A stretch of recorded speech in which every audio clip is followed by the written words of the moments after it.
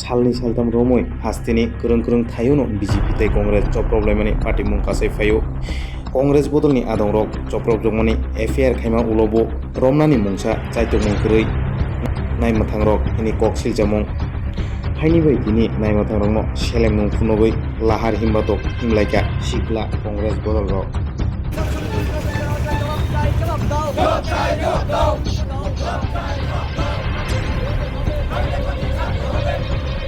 চারিতাই ত্রিপুরায় চলছে।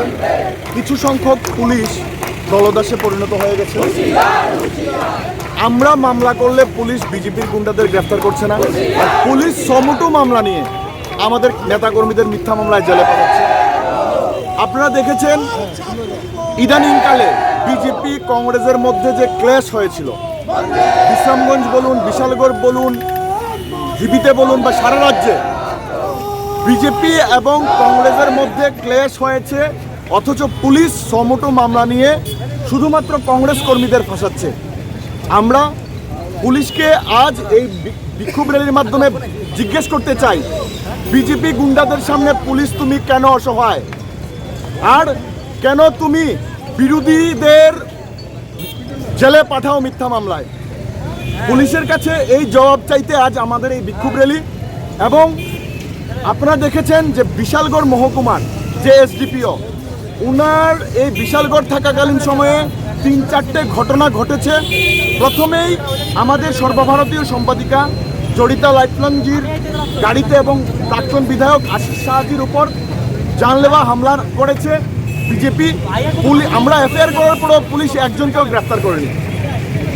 যুব কংগ্রেস আমরা যখন এই বিশ্রামগঞ্জে 1 মাস পরে প্রোগ্রাম করতে গেছিলাম, সাংগঠনিক সভা, সেখানে বিজেপির গুন্ডারা আমাদের উপর আক্রমণ করে পুলিশ সমুটো মামলা নিয়ে আমাদেরকে গ্রেফতার করে, আমাকে সহ আরও 4 জন আমাদের যুব নেতৃত্বকে গ্রেফতার করেছে, অথচ বিজেপির একজনকেও গ্রেফতার করেনি।